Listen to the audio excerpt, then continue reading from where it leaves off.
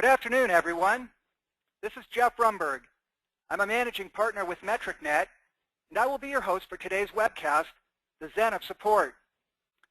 I want to welcome all of you and thank you for participating in our webcast today. Before we get started, I have just a few administrative announcements to make. During the presentation, all of you will be in listen-only mode. However, if you have any questions during the webcast, you can type them in the dialog box that appears in the lower right corner of your screen, and I'll pause twice during the presentation to answer questions. Additionally, I will remain on the webcast at the conclusion of the presentation to answer any final questions that you might have or that I did not get to during the first Q&A break. The presentation usually goes about an hour and a half, so for those of you who have other commitments later in the day, I should be wrapped up by about 3:30 Eastern Time. I would encourage all of you to connect with us on social media. MetricNet is active on all the major social media sites. We put out a steady stream of posts and tweets, articles, discussions, and presentations that are designed to enrich the community of IT service and support professionals and provide you with tools, insights, and information that you can use to enhance your professional careers. And for those who are attending the HDI conference in Las Vegas next month, I want to make you aware of two presentations that MetricNet will be delivering at the conference. First, HDI has designated MetricNet for the opening presentation of the conference, Session 101. This presentation will address the economic impact of support and how you can create a value proposition for your support organization. The second presentation is all about key performance indicators for desktop support and how you can use desktop support KPIs diagnostically and holistically to create a competitive advantage for your service and support organization. Please look us up if you're at the conference, and if you're interested, we'd love to have you attend our presentations. One final note, and this is particularly important for those who wish to receive a copy of today's presentation. When you exit the webcast, a brief survey will pop up on your screen. Please be aware that only those who complete the survey will receive a copy of the presentation. This survey provides us with valuable feedback on the webcast. It's only 3 questions long, and it takes less than 10 seconds to complete. So if you do us a favor and answer that survey at the end of the webcast, I'd be very grateful, and in return for that courtesy, I'll send you a copy of today's presentation. Let's go ahead and get started. As many of you know, MetricNet's core business is benchmarking. Over the years, we've completed hundreds of benchmarks for service desks and desktop support groups worldwide. Now, one of the advantages of doing that many benchmarks is that we have built up the most comprehensive database of IT service and support metrics in the industry. This data gives us a lot of insight into the key success factors of the industry's top-performing support organizations. And it's these insights, consolidated and synthesized into a model that we call Zen of Support, that I'll be sharing with you today. In case you're wondering about the title of the webcast, it comes from a book that I read when I was in college called Zen and the Art of Motorcycle Maintenance. Well, at the time I read the book, I didn't know anything about Zen. Still don't know much about it. And at the time I read the book, I didn't know anything about motorcycle maintenance, and I still don't know much about that. But by the time I got to the end of the book, I understood pretty clearly what Zen and motorcycle maintenance had in common. And by the same token, you may be wondering what Zen and IT support have in common. Well, my goal in this webcast is to make that connection clear so that just as I did when I reached the end of the book, Zen and the Art of Motorcycle Maintenance, you'll also understand the connection between Zen and IT service and support. To set the stage for today's webcast, it's worth pointing out right up front that everything you see and hear today is empirical in nature. These are insights that we have observed and recorded in our benchmarking databases. There's nothing hypothetical, academic, or theoretical about what I'm presenting today. It's simply based upon what we have observed in the industry, having completed literally thousands of IT service and support benchmarks over the last 25 years. And one of those observations is this. We have found that IT service and support organizations tend to mature along a continuum. Newer support organizations and support organizations that have not matured much tend to be very reactive in nature. A firefighting mentality prevails, and they tend to focus almost exclusively on service levels.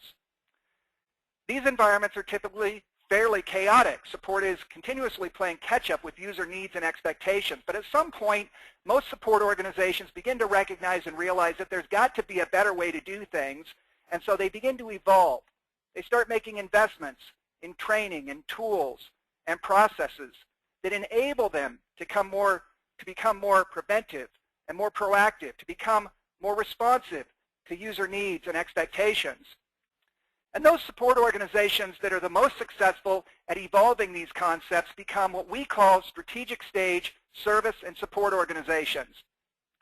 Now, in these organizations, the primary purpose is to make end users more productive. And I'm going to show you how they do that, and to drive a positive view of all of IT. If you think about service and support as the gateway to IT for the vast majority of end users, you can see and understand why there's so much leverage here to drive a positive view of IT. In these strategic stage support organizations, a preventive and proactive culture prevails. IT support anticipates user needs and expectations, and it provides services accordingly. The goal here is customer enthusiasm and the creation of value. So the overarching theme in these strategic stage support organizations is that they think of themselves as businesses. They think of IT service and support as a business enterprise. And like any good business enterprise, they create value. They use metrics, not only to measure and monitor how they're performing, but to also diagnose both strengths and weaknesses and develop action plans that enable them to improve their performance and create more value going forward. They are overwhelmingly proactive and preventive. If there's anything that defines a world-class or a strategic service and support organization, it's that they have a bias towards action. And lastly, just like any business enterprise, they market their services. They don't do this in a traditional sense, particularly if they have internal stakeholders, if they're serving an internal customer population, but they are very proactive about how they manage their message to key stakeholders. So in every sense of the word, these strategic service and support organizations operate and think and have a culture as businesses. They think of IT service and support as a business enterprise. So we've taken the 4 defining characteristics of a strategic support organization, and we have organized them into a business model for IT service and support that addresses how they create value, how they use metrics holistically and diagnostically, what sort of behaviors characterize their preventive and proactive nature, and finally, how they proactively manage the message that they communicate to key stakeholders in the enterprise. These 4 components of the model work together synergistically and are arrayed around the central idea of running IT support as a business. So let's first talk about value. There are 3 fundamental sources of value that a world-class support organization will exploit and take advantage of. The first source of value is this one. I alluded to it in my opening remarks. What you're seeing on this page, page 9, is the result of a survey that MetricNet completed a couple of years ago that involved more than 1,000 large organizations worldwide. These were global large cap companies.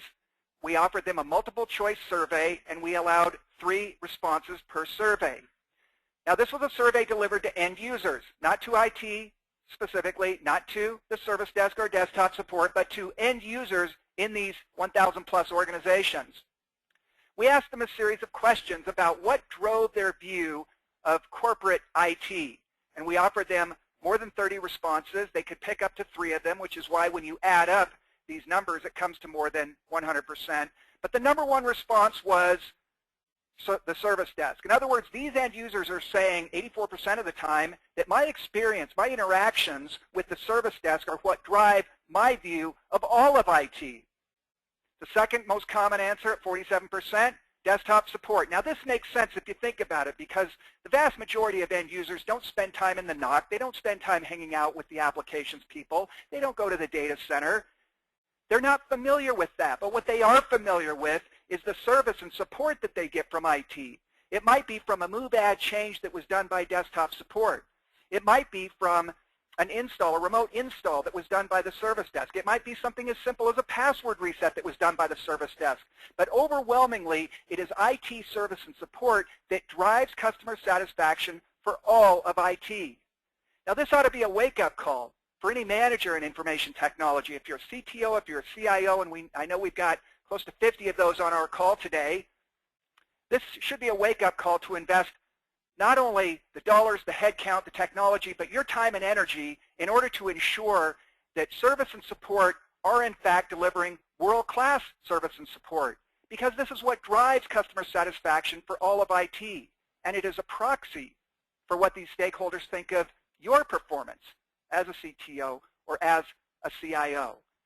This is a huge leverage opportunity for service and support to drive a positive view of IT, and strategic service and support organizations exploit this by ensuring that every customer interaction adds value, that every customer interaction creates loyalty, that every customer interaction creates positive word-of-mouth referrals.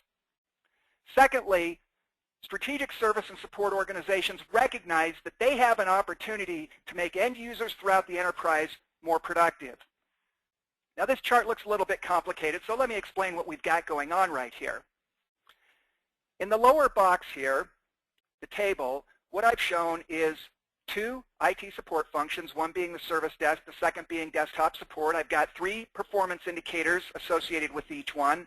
I've got customer satisfaction, first contact resolution rate, and mean time to resolve.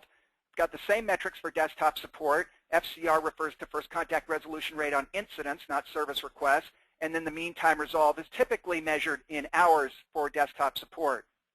Now, what we have found is that in service and support organizations, if you're a top quartile service and support organization, the average end user in your company loses about 17 hours of productive time a year. Now, the vast majority of the workforce today are knowledge workers. These are individuals with one or more IT devices. It might be a tablet computer, it could be a cell phone, it could be a desktop computer, a laptop computer, or some combination of all of those things. They might also have a server in their office. They might also have a printer. But these individuals, these knowledge workers, experience over the course of a year IT challenges. It might be a software break fix. It might be a hardware break fix. But they rely upon service and support to resolve those issues expeditiously. And what we have found is that for top quartile support organizations, the average end user loses about 17 hours of productive time per year due to various hardware, software, IT-related problems, issues, outages, break fix items, and so on. By contrast, if you work for a company where IT service and support is in the bottom quartile, meaning a low performer, IT services support is not responsive, they're not delivering quality service, the average knowledge worker is losing about 47 productive hours per year. Now think about this. The difference between a quartile 1 support organization and a fourth quartile support organization is about 30 hours per end user per year. Now, if you've got thousands of employees within the organization, let's just make up a number. Let's say you've got 5,000 people in your company. 5,000 people times 30 productive hours is 150,000 hours per year of return productivity to the enterprise. That's the equivalent of about 75 FTEs, 75 headcount. That's real money. You take 75 headcount, multiply it by the average salary and benefits within the organization, and you come up with a pretty big number. Strategic service and support organizations recognize that one of the biggest sources of leverage they have, in addition to driving a positive view of IT overall, is to return productive hours to the end users. And they do that by being responsive, by delivering high-quality service, by minimizing cycle times, that is mean time to resolve, on incidents, tickets, service requests, and the like. And by doing that, they can minimize the number of lost productive hours due to IT-related problems, issues, challenges, outages, break fixes, and the like. So there's a huge opportunity here for any organization that wants to grab it to create value and make end users throughout the enterprise more productive. Now, what we've got on top here are a set of data points. That's what the blue diamonds represent, broken out into quartiles. Quartile 1, top performer. Quartile 2, second quartile. Quartile 3, and the fourth quartile. And what I've got on the y-axis here is the number of productive hours lost per employee per year. you can see that the average productive hours lost for a top quartile performer, about 17 hours. For a second quartile performer, it's about 26 hours. For a third quartile performer, it's about 37 hours. And a fourth quartile performer, it's 47 hours. So the top of the chart here shows the data from the benchmark that we completed. The bottom chart shows the productive hours lost. And the overall bottom line takeaway from this chart is that if you're a top performing IT service and support organization, you're generating a huge amount of value by returning productive hours to the workforce. The third source of leverage that is exploited by a strategic Zen-like support organization is that they recognize the value chain in service and support. If we look at where service and support is delivered versus the cost per ticket, we can see that at level 1, the average cost per ticket last year in North America was about $22. This is a fully loaded cost. If we look at all the salaries and benefits of the agents plus the indirect personnel like the supervisors and the team leads and the workforce schedulers and so on, and we add the facilities cost, the travel and the training cost, the office supplies, we add up everything and divide it by total contact volume. Last year in North America, the number was about $22. Now, if we do the same thing at desktop support, for every ticket that gets resolved at desktop support, we call it level 2. Not everybody uses that same vernacular. But the average cost of resolution by desktop support is about $62. Now, that's $62 in addition to the 22. So if a ticket comes into level 1 and the service desk handles it, you're incurring, on average, about $22 a cost. If you push it out to desktop support, there's another $62 on top of that. So these figures are additive. If you push it to another group in IT, say applications or networking or the NOC, for example, you're looking at an incremental $85. If you have to dispatch a field technician, you're looking at nearly $200 extra dollars. And when the vendor gets involved, on average, nearly $500 per ticket. So what the strategic support organizations recognize is that the further you can push a problem down on this hierarchy, the lower your total cost of ownership will be for IT service and support. There's even 2 levels below this. There's level 0, which is user self-help, and there's level -1, which means that the user just doesn't have the problem because it was eliminated, usually through root cause analysis or some kind of technology. But the point is that you shouldn't resolve at desktop support if you can resolve at level 1. Because it's much less expensive to resolve at level 1 than it is to resolve at desktop support. You shouldn't resolve at level 3 if you can resolve at desktop support. You shouldn't dispatch a field technician if you can resolve at one of these lower levels, and you certainly shouldn't get the vendor involved if you can resolve at one of these lower levels. So if you understand the hierarchy of costs associated with IT service and support, getting it done at level 1 is not just a catchphrase. It represents real value to the organization. And strategic support organizations, those that we believe are Zen-like, recognize this. They exploit this by maximizing their level 1 resolution rates. That has the effect of minimizing their service and support total cost of ownership. And that brings us to our first polling question of the day.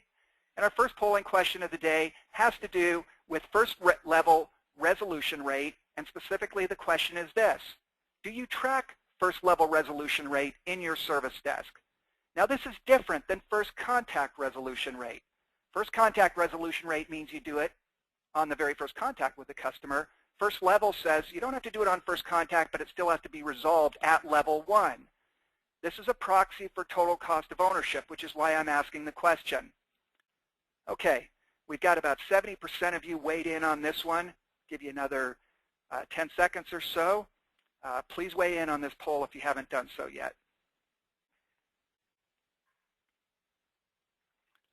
Okay, do you track first level resolution rate for your service desk? Weigh in if you haven't done that yet. Okay, I'm going to close that poll and share the results. Okay, here we go. 2/3 of you are tracking first level resolution rate. Another 26% of you are not, and then 7% answered not applicable, presumably because you're with an organization that doesn't work specifically with end-user support, either the service desk or desktop support. Now, this is an interesting result because as recently as 2 years ago, this was basically flipped. Only about 25% were tracking first-level resolution rate, and the remaining 2/3 were not tracking first-level resolution rate. So this is a very good development, a very positive development. It's indicative of the fact that those who work in this industry recognize the hierarchy of cost associated with service and support, and they're taking steps to ensure that they maximize that level 1 resolution rate, which in turn has the effect of minimizing total cost of ownership. It's an important source of value that you need to take advantage of. I'm going to go ahead and close that poll down, and we're going to move on now in our business model for IT support, and we're going to enter the second section of that model and talk specifically about key performance indicators. Now, all of you have heard this expression: if you're not measuring it, you're not managing it. There are variations on this theme. What gets measured gets treasured, things like that. But there's a whole lot more to the story than just this. Now, on page 15, what I've shown are some of the more common service desk key performance indicators. There are about 20-plus key performance indicators listed on this page, everything from cost per ticket to customer satisfaction to first contact resolution rate. We've organized them into the 6 categories shown here: cost, quality, productivity, agent metrics, service level, and call handling metrics. But this doesn't even begin to scratch the surface. There are literally hundreds more.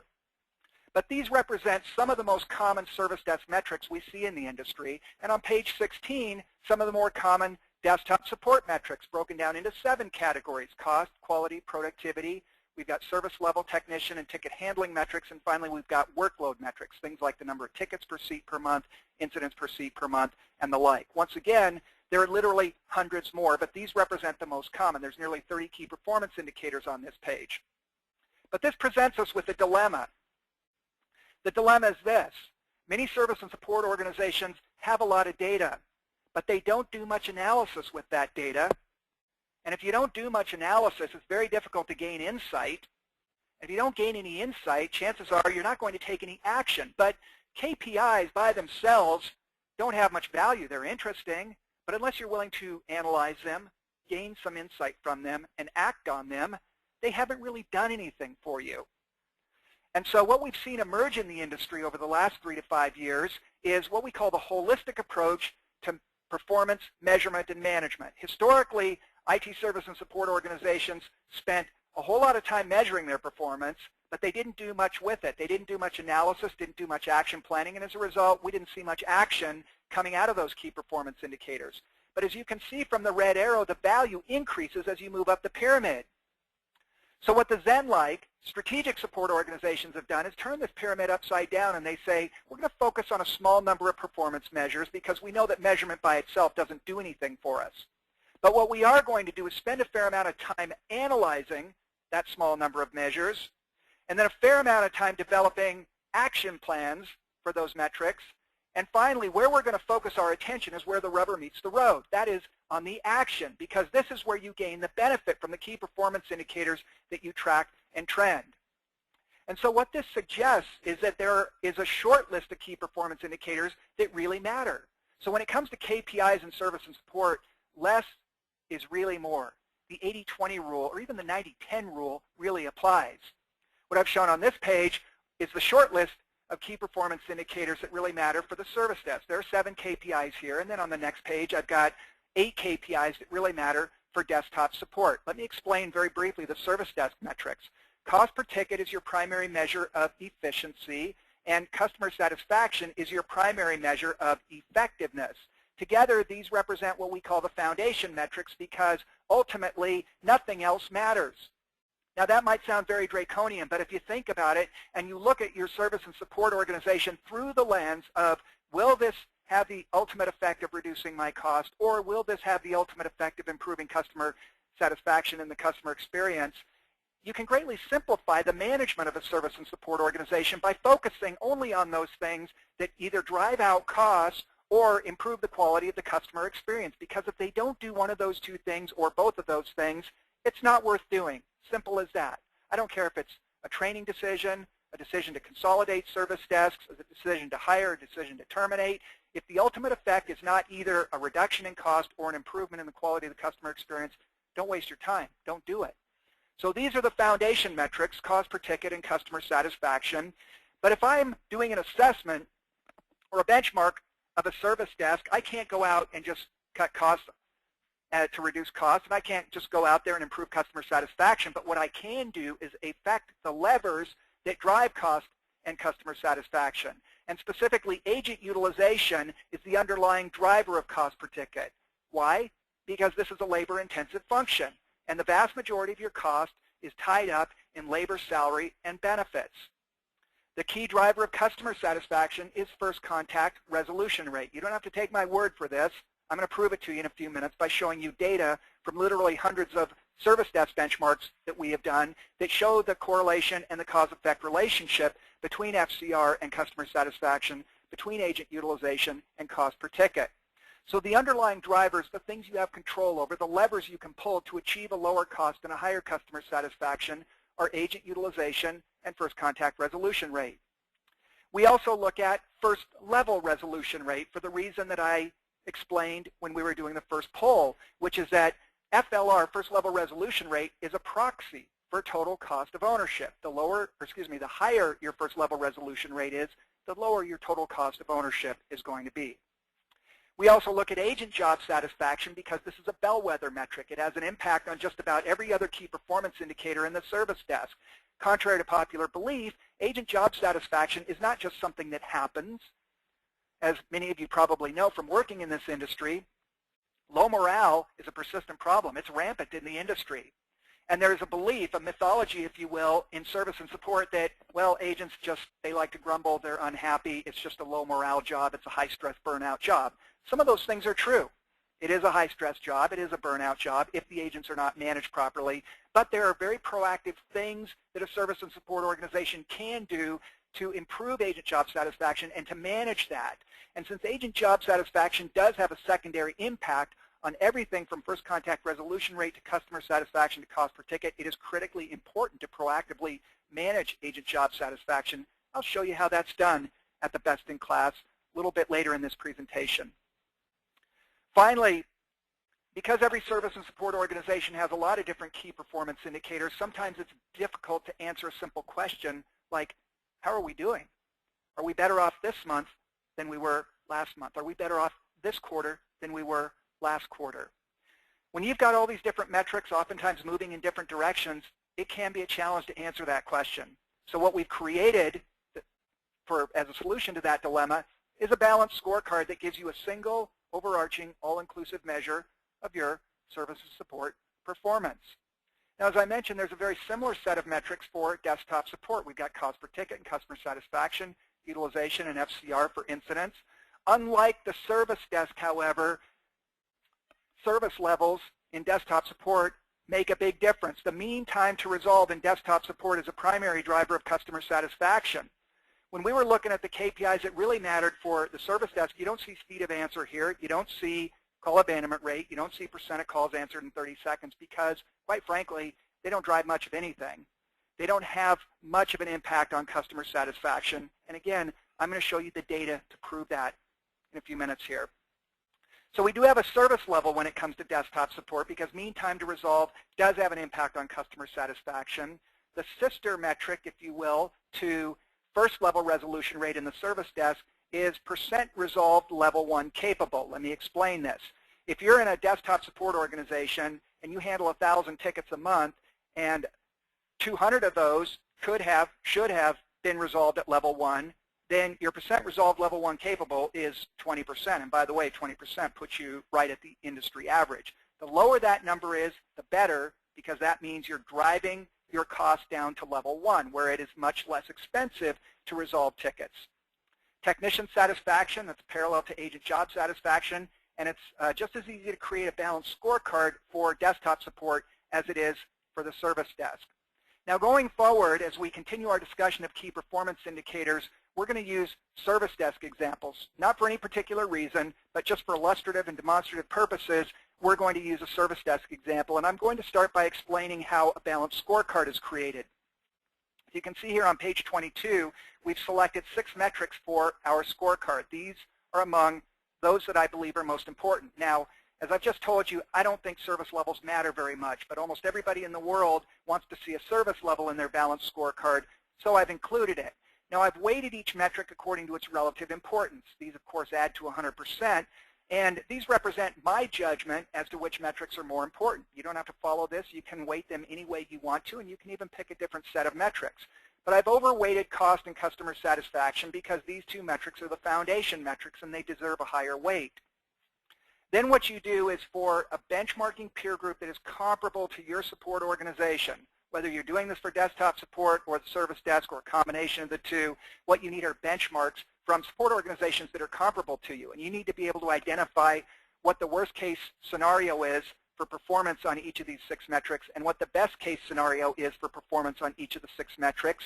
And then you put your own performance in this third column from the right. Next, we can calculate a metric score, which will be anywhere from 0 to 100%, using a fairly simple interpolation formula. We take the worst case in your benchmarking peer group and we subtract your performance. That becomes the numerator of our metric score. The denominator of our metric score is the range, which is the worst case minus the best case. And you're going to end up with a number somewhere between 0 and 100%. This is just a simple interpolation formula.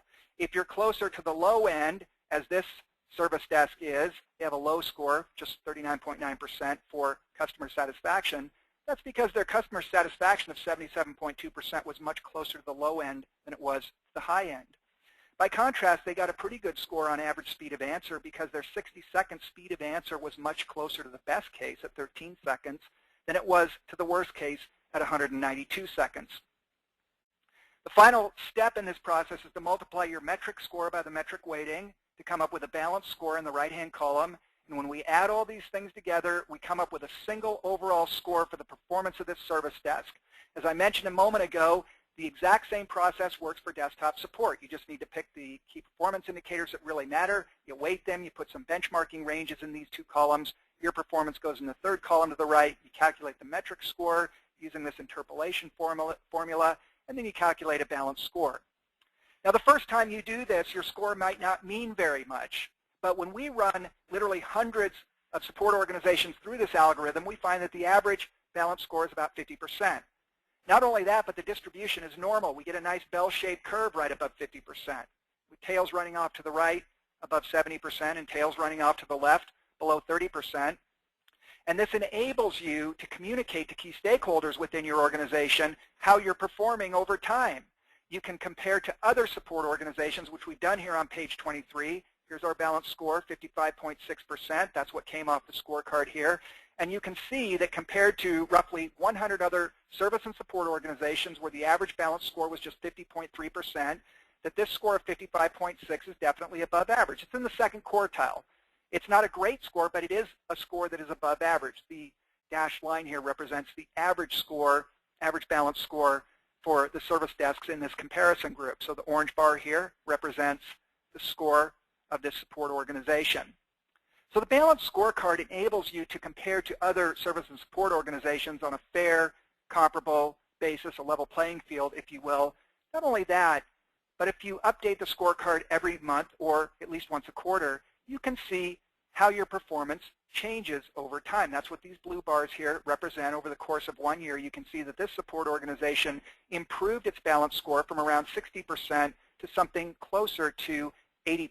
The purple background here represents the 12-month trailing average. The blue bars are the monthly scores. So this is what enables you to track and trend your performance over time, and the balanced scorecard is valuable for trending your performance as well as communicating, especially to lay people, how you're performing over time, because most people understand an improving progression, as we're showing here. By contrast, if the bars are getting smaller, what that means is that your aggregate performance is declining over time. Now look at what we've done. We've taken 6 disparate metrics, some related to efficiency, some related to quality, some related to productivity, some related to contact handling, some related to agents, and some related to service levels. We've aggregated them together, we've normalized them, and we've rolled them into a single overall metric for your performance. If you don't have this, I encourage you to develop a balanced scorecard. Relatively straightforward, pretty easy to develop, something that you'll find critical to your success going forward. I'm going to pause right now for our first Q&A break. So for any questions that have been typed in, or if you want to type in a question now, I'll answer a few questions. And then, as I mentioned, I'll stop a second time in the presentation to answer a few questions. And then at the end of the presentation, I'll stay on as long as necessary to answer all the questions that I did not get to during the webcast. Okay, there's a question from Casper. Will a recorded version be given after the webinar? The answer is yes. We send out a link to the recorded webcast. From Maria, when and how will the slides be presented be available to those who are on the webinar? Maria, if you complete the short questionnaire at the end of the webcast, we'll send you a copy of the presentation. Okay, from Shane, what about the cost of the end user's time? If the president of the company is forced to call first level and sit on the phone for 30 minutes while first level resolves a call, hasn't the total cost of this resolution exceeded the cost if desk side support visited the president at his desk during his lunch and resolved it without the president's involvement? In other words, as we drive support toward level 0, we reduce the IT cost but drive up the end user cost. Shane, you're absolutely right. That is one of the things that has happened, and that's one of the reasons why self-service and self-help has not caught on in a bigger way. You know, 10 years ago, everybody said that support organizations would go out of business because every end user would have a self-help portal that they would use to solve their own problems. But what people figured out is that the average user, even a pretty sophisticated user going to a self-help portal, will take approximately 4 times longer to resolve a question than they would if they simply called service and support. And so the consensus in the industry now, if there is one, is that simple things like user-enabled password resets and common fixes can be done with FAQs and through a user self-help portal. But what you don't want users doing is getting into the self-help portal, typing something into a knowledge engine and trying to find a solution to a difficult problem, because they will end up spending a lot more time doing that and losing a lot of productive time versus if they simply called service and support. That's part of the answer to your question. The second part of the answer is that in most service and support organizations, they will recognize what I call VIPs. It's a little bit of a an elitist concept, but it is one that I think works very well for service and support organizations. What you don't want is your president to call level 1 support, be put on hold, get passed around, and that sort of thing. And oftentimes there's a pick, it might be a hidden pick on the voice response unit, the VRU, that enables these VIPs to get directly through to a level 2 analyst, for example. These would be individuals or tier 2 analysts within the service desk. These are individuals that are more experienced and are very quick to diagnose problems, and also recognize if they're not going to be able to get it resolved at level 1, just dispatch a desktop support technician.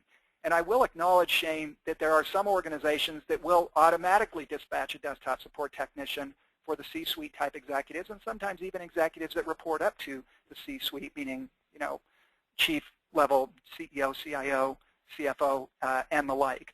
So it's a balancing act, but it has to be recognized that getting it done at level 1 on balance is the lowest cost way to get these problems resolved. There will, however, be exceptions for VIPs, and you also have to be careful about trying to drive too much service support through a self-help portal. Okay, from Jerry. Welcome back, Jerry. Glad to see you on the webcast. How often should the worst and best cases be calibrated? Monthly, annually? The values obviously change over time, and you're right about that, Jerry. What we suggest is that you do an annual benchmark that enables you to update the best and worst case values in the balanced scorecard once a year. So your values will change each month or each quarter as you update the scorecard, but the peer group values will remain the same for 12 months at a time. So we recommend an annual update, an annual benchmark to update those values. Okay, from Don, how do you measure customer satisfaction? Don, customer satisfaction can be measured in a number of ways. One is to do an immediate flash survey where the user stays on the phone and answers a few questions by pushing buttons. That's the cheapest and quickest way to get feedback. A slightly more costly way to get feedback is to send out email surveys, and that is done by most ticketing tools. If you've got, Remedy or some other, HP Service Center, most ticketing tools have a feature whereby you can enable the automatic send out of a customer survey. Generally, it's not done for every single call, but it might be done for every 5th call, every 10th call, every 20th call. That's a second approach to handling customer surveys. And a third approach is to actually do live interviews where within a short time after the incident, someone on the service desk or someone hired by the service desk calls the customer to get direct feedback from them. Now, those are the 3 primary channels for doing customer satisfaction surveys. The survey itself, that's a different issue. You haven't asked that question, so at least for now I'm going to leave it at that, and if anybody wants to know specifically more information about the survey, instrument, please feel free to type that in as a question. Okay, from Henrik. Do you have a benchmark? Do you have to benchmark against other organizations, or can you set high, low levels yourself? Yeah, Henrik, on the balanced scorecard, if you want to, you have the option of setting high and low levels yourself. The danger in that is that you're not going to know how you compare against others in the industry. You may think that you're doing very well on your balanced scorecard because of the ranges that you've set, but in fact, you might be performing very poorly compared to others in your industry. So if you don't have benchmarks, that's the next best thing, is to set the high and low levels yourself. The better thing to do, in my opinion, is to benchmark once a year and to actually get industry data for those high and low levels on the balanced scorecard so that you can see how you stack up versus others in the industry. Okay, from Rich, how do you calculate the hours of lost employee productivity per year? That was an industrial engineering study that we did, time and motion study within those organizations, where we selected a random sampling of individuals in those companies, and we asked them over the course of a month to track the amount of time that they lost due to IT disruptions, outages, break-fix issues, move, add, change issues. And through that sampling, we were able to determine the average lost productivity in a top quartile, or an organization with a top quartile support group, was about 17 lost hours of productivity per year, whereas in the bottom quartile it was about 48 lost hours per year. So it was based on sampling. It was based on a time and motion industrial engineering study. Okay, I'll answer one more question, and then I will stop again a little bit later in the presentation to answer questions. This question is, how can you have separate metrics for service desk and desktop support when a ticket goes from service desk to desktop support? And that's from Connie. Thanks for the question, Connie. The short answer is, unless your service desk and desktop support are one and the same, and I recognize that some of them are. If you're a small organization, oftentimes service desk and desktop support will be combined, and sometimes when you're co-located with your clients, it makes sense to combine them. But in most cases, they are not combined. In most cases, they operate separately. Now, you do want to look at service and support overall, just like your customers do. If the service desk, if a call is not, if a ticket is not resolved efficiently and effectively, oftentimes level one gets the blame, regardless of whose fault it was. It might have been an issue with desktop support. It might have been an issue with an application group or a NOC group. But level one oftentimes gets the blame if something isn't resolved as effectively and efficiently as the end user wanted it to be or expected it to be. Nevertheless, we have the opportunity to look at support, the performance of desktop support separate from the performance of the service desk, and you need to look at those things separately so that each of them, so that you can ascertain whether or not each of them is driving the level of performance that they need to. But you also have a global set of metrics, a meta set of metrics, if you will, that look at service and support overall. So you have to look at service support overall, but the fact that we do have individual metrics like first contact resolution rate at level one, customer satisfaction at level one, and cost per ticket at level one doesn't mean we need to look only at the global metrics. In fact, we need to look at service and support metrics at level one separately from service and support metrics at desktop support. Okay, at least for now, those are the questions I'll answer. It looked like there were quite a few more queued up, and I will get to those in the next Q&A break. And again, at the end of the webcast, I'm going to stay on as long as you all have questions to answer any remaining questions there are. Okay, we started with a brief description of the balanced scorecard, and now we're going to have a discussion of the remaining 6 key performance indicators that are on our short list of the service desk KPIs that really matter. And in order to facilitate this discussion, I put together a benchmarking case study. Now, many of you are probably familiar with benchmarking. It involves comparing your IT support performance to that of a peer group. It might be desktop support, it might be service desk, or it might be the combined support organization. But the comparison by itself is interesting, but not necessarily actionable. The more important piece of benchmarking is this. When you identify a performance gap, you need to understand how the benchmarking peer group is able to achieve a higher level of performance, because if they're getting to a lower cost or a higher customer satisfaction, the 2 foundation metrics, you can selectively adopt and adapt what they're doing. And that is the very nature of benchmarking. You identify a performance gap. You ask, how do they achieve better performance? What can I do to adopt and adapt in my own enterprise what they are doing? You see, given enough time, any service and support organization can improve its performance and can achieve world-class performance and a competitive advantage. The question is, how long are you going to take to get there? Is it going to take you months or even years? I would submit that benchmarking enables you to bypass that evolutionary approach to improvement. You don't have to improve incrementally through trial and error. You can leapfrog ahead of all of that, build upon the proven best practices of the industry's superior performers, and achieve world-class performance not at an evolutionary pace, but at a revolutionary pace. On our website, you'll find several white papers that address IT support benchmarking, as well as the selection of peer group for benchmarking analysis if you're interested in learning more about benchmarking. Now, we can also explain benchmarking this way. On page 29, I've shown the cost per ticket for a support organization versus customer satisfaction. The lower dashed line here represents the average performance curve for the industry. The upper solid line here represents the best-in-class performance curve. In other words, the best-in-class are able to do things better and faster and cheaper. Now, that's not just a cliche. Better refers to higher quality. Faster means quicker cycle times. Cheaper means lower cost. Those are, in fact, the three dimensions of competition: quality, cost, and cycle time. Those are the three ways you compete in any industry. And before benchmarking, if you happen to be an organization that's performing at an average level, after benchmarking, the expectation is that you will have squeezed bad costs out of the organization. That's how we move left on this chart. And you will have improved the quality of the service you deliver. That's how we move up on this chart. So when people say there's no free lunch, I beg to differ, because when it comes to service and support in almost any industry, there's oftentimes an opportunity to squeeze an efficiency out of the organization, which reduces cost, and an opportunity to improve the quality of support that you deliver, which improves its quality.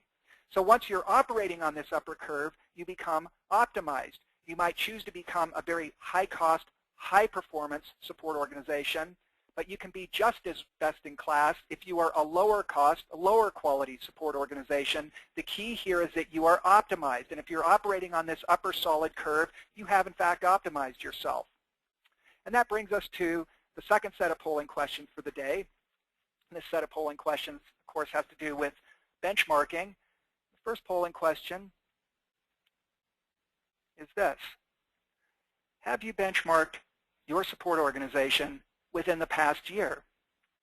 The reason we ask this question is because there is almost a one-to-one correlation between service and support organizations that benchmark on an annual basis and service and support organizations that have achieved what we believe to be world-class levels of performance. So a one-to-one relationship. Some are world-class because they benchmark, some benchmark because they are world-class. Okay, almost 80% of you have weighed in on this. So if you haven't weighed in on this question, please do so. Have you benchmarked your support organization within the past year? Okay, let me go ahead and close that poll down and show you the results. About a fourth of you, 26%, yes, you've benchmarked within the past year. Another 60%, 63% have not benchmarked within the past year, and 11% of you not applicable, presumably because you're not associated with a service and support organization. Okay, now for those of you who haven't benchmarked, well, first for those who have benchmarked, congratulations. As I mentioned in my comments, there's virtually a one-to-one correlation between world-class service and support organizations and those organizations that are benchmarking at least once a year. For those that haven't benchmarked, I'd ask you to give it some serious thought. It is not nearly as time-consuming or costly as most organizations think. In fact, costs have come down by an order of magnitude in the last 5 years with the advent of large IT process and performance indicator databases such as the one that MetricNet has, and it's now possible to do a benchmark at literally about 1/10 the cost of doing a benchmark literally 5 or 10 years ago. So for those who haven't done one yet, give it some thought, because what you'll find is that the investment of time and energy is typically not nearly as much as most organizations believe it to be, and most indicate that it was probably one of the best investments that they've made, as it helps them identify inefficiencies within the organization and ways to improve their performance, both from a cost perspective and from a quality perspective. Okay, and that brings us to our third polling question. Our third polling question also has to do with benchmarking. Let me go ahead and open that up for you. Do you plan to benchmark your support organization in the future? What are your plans for benchmarking in the future? Okay, and while you're completing that, I just want to thank everybody for joining us today. We've got nearly 20 countries around the world represented from almost every time zone. So for those of you in Asia, Australia, thanks for calling in the middle of the night your time. I really appreciate it. A few people on the here that I recognize and just want to do a quick shout out. Andy Sue, thanks for joining us today. Colleen Lutz, thank you for joining us today. Jackie Erickson, thanks for joining us. Mark Timms, great to see you here. Peter Fleck, good to see you here. Rob Batten, thanks for joining us. Okay, it looks like almost all of you have voted. Give you another few seconds here to weigh in on this poll, and then I'll share the results with you. Okay. Within the next 90 days, 11% of you are planning to do a benchmark of service and support. Okay. 26%, about a fourth of you in the next 6 months are planning to do a benchmark, and within the next year, about 34% of you are planning to do a benchmark. That's a pretty good result. What that says is that close to, looks like about 60-65% of you, close to 2/3 are planning to benchmark within the next year. So again, there's roughly a 1-to-1 correlation between those support organizations that do benchmarking and those that are in fact demonstrably world-class. So for those of you planning to benchmark within the next 90 days, 6 months, or 1 year, I want to encourage you to follow through on those plans. I think you'll find that the investment of time and resources is more than worth it. Okay, so let's move on into our case study. And what I've shown here on page 32 is real benchmarking data from a service desk, but it comes with a warning, which is even though the data is real, it's not meant for benchmarking purposes. Why? Because when it comes to selecting a benchmarking peer group, it's important to have a peer group that is comparable to your organization. Let me give you an example. For this particular service desk, their handle time is about 12 minutes or almost 13 minutes. Now, if you're handling primarily desktop software, that is, you're providing support for Microsoft Office and other desktop applications, your handle time is going to be much less than this. It's going to be around 5, 6, maybe 7 minutes. By contrast, if you support primarily complex business applications, either developed internally or built on a platform like Oracle or SAP, your handle times are going to be longer. They might be 20 minutes, they might be 25 minutes. So handle time is just one of the ways that we normalize when we select a benchmarking peer group. And it's important if you're going to benchmark to select a peer group that is comparable to your own support organization in the scope of services offered, in the complexity of the support they provide. And by the way, handle time is a proxy for complexity. So scope, scale, complexity, and geography are the 4 dimensions that have to be comparable in order to ensure a fair apples-to-apples comparison. Now in this benchmarking data, what we can see is the 6 categories of metrics listed on the left. We've got the KPIs listed in the second column from the left. We've got the data from this service desk listed in the third column. And then for the peer group, which included more than 40 service desks, we showed the average, minimum, median, and maximum. These are just statistics, but it does represent real data from a real peer group. Now I go immediately to the foundation metrics. Cost per contact at $28 is quite a bit higher than the peer group average. Okay, so we've got a red flag there that we need to address. I look at the second foundation metric of customer satisfaction, and at 63%, they're quite a bit below the peer group, which is at 79%. That's our second red flag. That's all I need to know right now is that their foundation metrics are not in good shape. High cost, low customer satisfaction. We need to diagnose what's going on. That's the very essence of using key performance indicators. Remember, it's not just to do a comparison. It's not just to see how tall, how wide, how long, how far. It's to determine what our strengths and challenges are and what we can do about those. Again, metrics are to be used diagnostically and holistically, and that's what we're going to do here over the next 2 or 3 minutes. Think about the foundation metrics of cost and customer satisfaction, and think about a 2-dimensional chart with cost on the x-axis and quality or customer satisfaction on the y-axis. The white diamonds here represent data points from the most recent 100 service desk benchmarks that we have completed. The red diamonds here represent the performance of your service desk. Let me pause for just a minute here. I just received a text message indicating that I may not have closed down that last poll.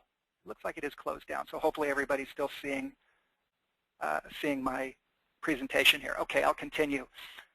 Where you want to be on this chart is in the upper right-hand quartile, because this is where you are both low cost and high quality. And if you're a service and support organization, that's really the holy grail. Low cost, high quality, that's where you want to be. If you're in this upper left-hand quadrant, it says that you are high quality, but you're also high cost. You're not efficient. If you're in the lower right-hand quadrant, it says that you're low cost, which is good, but you're also low quality, and you need to move up over time to improve your quality. If you're in the upper left, you need to move to the right over time to reduce your costs. And if you're in the lower left, that's the worst of everything because it says that you are both high cost and low quality, and you need to take steps over time to move up and to the right. And that's exactly the example we've got here. High cost, low quality. We're in the lower left-hand quadrant. We need to do something about that. Now, the reason these diamonds up here on the outer edge are red is because this represents our best-in-class performance curve. This would be a service desk that has made a decision to keep costs as low as possible, and they do sacrifice something in terms of quality to get to that low cost. This is a service desk that has made a decision to drive customer satisfaction as high as possible, and when that happens, you tend to build cost into the system. All of these are world-class. They have just made different trade-offs about cost and quality. Some have chosen to be extremely low cost and drive the highest quality they can. Others have chosen to be extremely high quality, and what comes with that is a higher level of cost. But you can think about your service and support organization on these two dimensions and ask yourself, are you a low-cost, high-quality provider? Now, we know that the underlying drivers of those foundation metrics, cost per contact, are agent utilization and first contact resolution rate. Let me show you the data on that. Agent utilization on the x-axis here, page 36, versus cost per contact. This is no surprise because the service desk is a labor-intensive function. And as you utilize your agents more efficiently, your costs are going to come down. Your slope here is about 2 to 1, meaning every 2 percentage point increase in utilization reduces your cost per contact by about 1 percentage point. The reason for that is because agent salaries and benefits represent about half your total cost on a service desk, so it takes a 2 percentage point increase in utilization to reduce your cost by about 1 percentage point. When it comes to first contact resolution rate, we see the data here. Blue diamonds are data points. The red line is the linear regression through the data. As FCR increases, so too does customer satisfaction. As first contact resolution rate goes up, customer satisfaction also goes up. So this is your primary driver of customer satisfaction. Agent utilization is your primary driver of cost per contact. And we provided the calculation here for agent utilization. Essentially, you look at inbound contacts multiplied by inbound handle time plus outbound contacts multiplied by outbound handle time, and that includes all contacts, voice, live voice that is, voicemail, email, chats, and the like. And then you divide that by the average number of days in a month, which is about 21.5 days, 7.5 working hours in a day times 60 minutes. We've got an example here if you want to calculate the utilization of your service desk and see how it compares to the data that we've got in this case study. Next, what drives utilization and what drives first contact resolution rate? Well, service levels are a big driver of agent utilization. We know that as the average speed of answer goes down, agent utilization also goes down, and that drives costs up. Again, blue diamonds are data points, and the red line is a linear regression through the data. However, when we look at the relationship between average speed of answer and customer satisfaction, what we get is a very interesting phenomenon. Again, blue diamonds are data points, red line is regression, this time not a linear regression, but an exponential decay curve. And we've measured ASA, average speed of answer, as a % of total handle time. So if you have a 10-minute handle time, 10% of that would be 1 minute. If you have a 5-minute handle time, 10% of that would be 30 seconds. And what this chart is telling us is that it doesn't make sense to reduce your ASA to much below 10% of your average handle time because you don't gain anything in terms of customer satisfaction.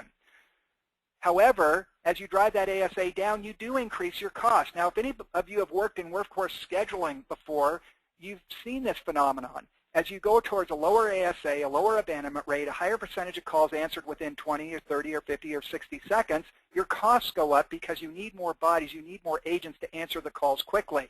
But what this chart is telling us is that you don't gain anything in terms of customer satisfaction. So what that suggests is that there is a sweet spot when it comes to service levels like average speed of answer and call abandonment rate, whereby if you let the ASA get too high, you will see your customer satisfaction drop off.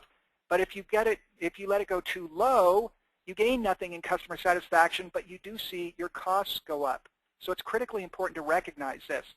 This is why this 10% here, instead of just using an absolute number like 30 seconds or 100 seconds or 200 seconds, we use percentages, because when you call, for example, 411, the average transaction time is only about 12 to 15 seconds, and you expect a speed of answer of 1 or 2 seconds. That keeps it around 10% of the handle time. By contrast, when you call a support organization and you're expecting a 20 or 30 or 40-minute handle time, you're generally okay waiting 1 or 2 or 3 or even 4 minutes for the phone to be answered. What customers are willing to do is give up an occasional abandoned call. They're willing to suffer through a long speed of answer. What they're not willing to put up with is incompetence, as measured by first contact resolution rate. So the key here is to focus on FCR. Don't overdo it on your service levels like average speed of answer or call abandonment rate, because if you overdo it, you drive your costs higher and gain nothing in terms of customer satisfaction. So go for that sweet spot, somewhere in the range of 8 to 9% of total handle time for your speed of answer, and somewhere in the range of 6 to 8% on your call abandonment rate. To get any more aggressive than that just drives your costs up, and if you let it get much higher than that, you're going to see a reduction in your customer satisfaction. Now let's look at training hours and how that affects first contact resolution rate. Here's new agent training hours versus FCR. Again, blue diamonds are data points. The red line is a linear regression. What about annual agent training hours versus first contact resolution rate? Once again, we see a correlation. Not only that, it is a cause-effect relationship. All these blue diamonds down here on the y-axis, these are organizations that don't provide any ongoing training.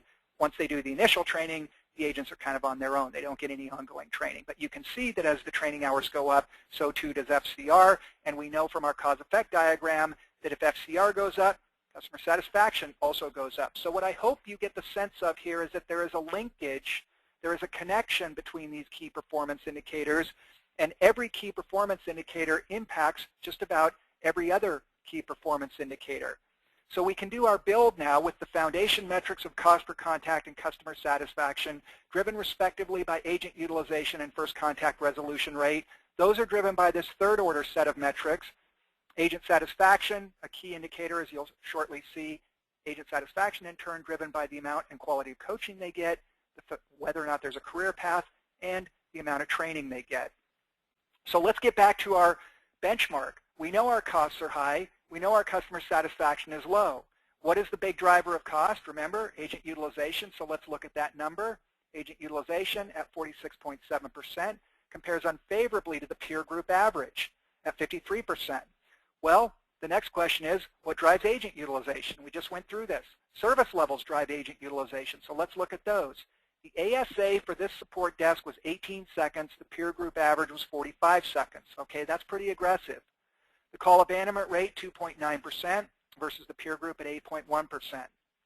Now, when I asked this organization, why is your ASA 18 seconds and your abandonment rate 2.9%? Their answer was, the CIO told us to keep the ASA under 20 seconds and the abandonment rate under 3%. There was no other good reason for it, but this is clearly a case of an organization that believed aggressive service levels would drive high levels of customer satisfaction, but it is simply not the case. You've just seen the evidence of that. You've seen the relationship between speed of answer and customer satisfaction. You've seen the evidence, the relationship between abandonment rate and customer satisfaction. These aggressive service levels do nothing but drive up your costs, and they do not improve your customer satisfaction. So the short story here was aggressive service levels, driving low utilization, driving high cost. Well, the turnover in this organization is about 30% per year. It's about the average for this benchmarking peer group. The good news is if you have to get to a more aggressive service level, you're going to have to downsize. In other words, you're going to have to attrit.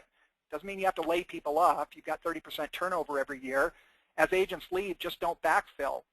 And what you'll see is that slowly the ASA will go up, the abandonment rate will go up, the utilization will go up, and the costs will come down. And that is exactly what happened. After they lost, I can't remember, it was 5 or 6 agents, they were at roughly 50 seconds on ASA, 7% on the abandonment rate, and their costs came down to under $22 per inbound contact.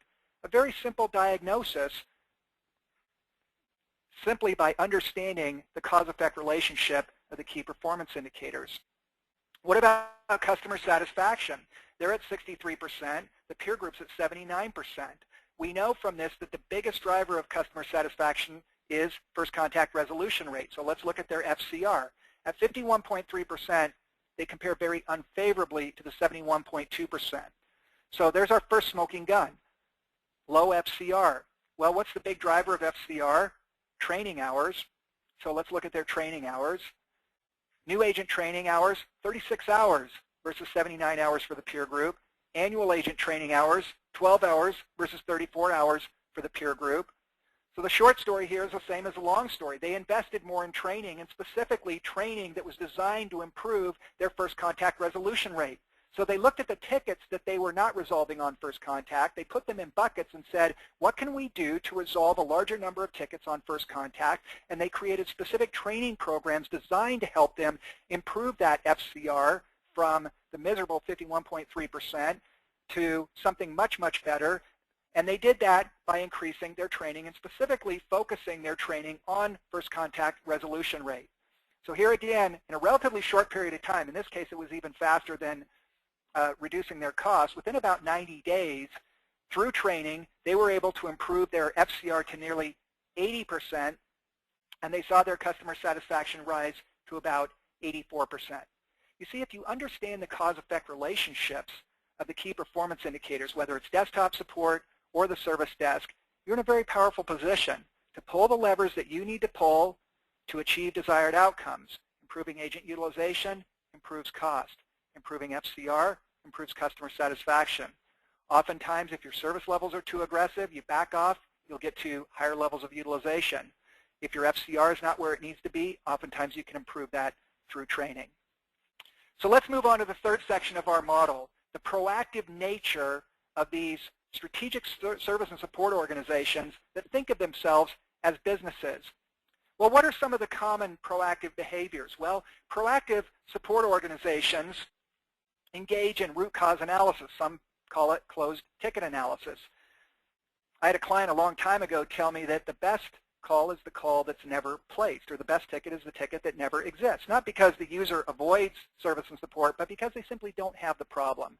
Many problems can be eliminated through root cause analysis or closed ticket analysis. We've seen organizations that are very dedicated to this discipline reduce their contact volume by as much as 15% or more. That's worth real dollars to an organization. We have found that proactive and strategic support organizations manage their image very proactively. They engage in marketing, and the final section of our model here addresses this very issue. So I'll go into that in detail in a few minutes here. They engage in business case analysis for new investments, whether it's a new investment, say for a knowledge management tool or a remote diagnostic tool, or even when they're hiring people, they subject it to ROI analysis to determine what's the cost, what's the benefit, does it make sense. They benchmark at least once a year. They engage in goal-based training. I just gave you an example of that. If you're trying to improve your FCR from 51% to 75% or more, you can engage in training with the specific goal of getting to an 80% FCR, for example. They engage in cause and effect decision making. We just went through an example of that. If we understand the cause and effect relationships of the KPIs, we can engage in decision making driven by the relationships of the major key performance indicators. And lastly, and this is where I'm going to focus the next example, is on managing agent morale and agent job satisfaction and using agent scorecards to do that. Remember, agent job satisfaction is what I would call a bellwether metric. It is an underlying driver of many other metrics. It drives turnover and absenteeism and therefore indirectly impacts cost, and it also indirectly impacts customer satisfaction. How do I know this? Well, I'll show you as soon as I do the final polling question. And as you can imagine, this final polling question is about agent job satisfaction. I'm interested in knowing from today's audience how many of you actually track agent job satisfaction. So here's the poll. Do you track agent or technician job satisfaction in your support organization? Given the outsized influence that agent job satisfaction or technician job satisfaction has on service and support, it's very important to be able to track this metric. Well, we got a good response. We're up to 80% already. Give you another few seconds here to weigh in. We're at about 85% now. Okay, let me close this poll down and share the results with you. Here we go. 1/3 of you are measuring agent or technician job satisfaction. Another 2/3 of you are not. So for those of you who are not, let me encourage you to think about tracking this metric. It only has to be done once a year. That is where you poll the agents or the technicians that work in your support organization. It's usually a very short survey, 4 or 5 questions. You want to ask, are there adequate training opportunities here? Is there a sufficient career path for you? Do you feel like you get sufficient and frequent and effective enough coaching? And the most important question of all, how would you rank your overall satisfaction with this position on a scale of 1 to 5? 1 says, I want to quit, I don't like it. 5 says, it's great, I really love it, it's my dream job. This is not a complicated thing to do, but the benefits are huge in terms of being able to manage agent morale, agent job satisfaction, which again has an indirect impact on everything from absenteeism and turnover, and hence cost per contact, as well as customer satisfaction. So for those who aren't measuring agent job satisfaction or technician job satisfaction, I want to encourage you to consider doing that. So let's look at agent job satisfaction. Let's look at how it impacts turnover and how it impacts customer satisfaction. Here's job satisfaction, page 55. Blue diamonds are data points. Red line is linear regression versus customer satisfaction. There is a correlation. As they say, customers can hear it if you're smiling on the phone. Sounds like an oxymoron, but they really can. When agents are happy, that translates into happy customers. What about turnover versus job satisfaction? As job satisfaction goes up, turnover goes down. Well, why would we even care about turnover? We know this is a high turnover industry. We know that it's a burnout business. The average turnover annually is about nearly 40% per year. But turnover is very costly. On average, in North America, last year, the cost of replacing a frontline service desk agent was about $10,000, and the cost of replacing a desktop support technician was a little bit more than that. It was around $11,500. The reason is this. It costs money to find a person. It costs money to screen them, to recruit them, to test them, to train them. And then when they start the job, there's a learning curve. If it's a complex service desk, it might take them a full year to come up to speed. If they're extraordinary, maybe they come up to speed in a month or two. But the fact is there is a learning curve associated with any new hire, and that learning curve ends up costing you a bit of money. So the rule of thumb to keep in mind is that on average, when you have to replace a frontline agent in a service desk, you're looking at a cost of about $10,000. And for a desktop support technician, the cost is even higher than that. That's why turnover is costly. Not only that, when an experienced agent leaves or an experienced technician leaves, all that knowledge, all that expertise walks out the door with them. So how do we keep our agents happy? I talked very early on in this presentation about the need to proactively manage agent job satisfaction. Too often, I think the belief in service and support is that agent satisfaction just happens. Agents are either happy or they're not happy. There's good morale, there's bad morale. That's not true. The single most important thing a service and support manager can do is manage morale. I don't care if they know the difference between an abandoned call and an ACD. I don't care if they've never taken a support call before. What I do care about is, can they manage the agents and technicians effectively? Do they manage and maintain that morale effectively? And the 3 big drivers of agent job satisfaction and technician job satisfaction on desktop support is the frequency and effectiveness of coaching, the existence of a career path or the absence of a career path, and the amount of training that those agents get. You see, training is a way of communicating to agents that you're willing to invest in them. You don't just say, oh yeah, you're important, you're the heart and soul of IT service and support. You can demonstrate that by investing in ongoing training. Once again, these blue diamonds on the y-axis are organizations that don't do any ongoing training for their agents. You can see, though, that the more you invest in training, the higher the agent job satisfaction goes. That translates into loyalty. That translates into lower absenteeism and turnover. What about having a career path? What I've shown on page 59 is a result of a benchmark we did last year, where the blue diamonds represent agent job satisfaction in support organizations that have a documented career path. The fuchsia, or pink squares, if you want to call them that, is the agent job satisfaction in those support organizations that don't have a formal career path.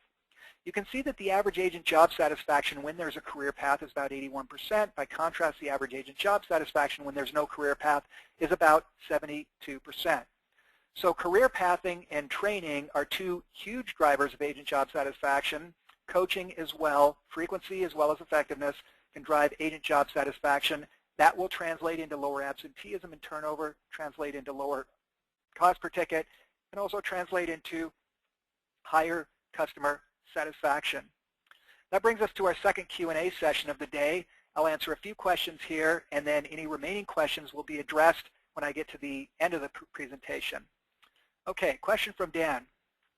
We're a much smaller organization, though the macro metrics are still important.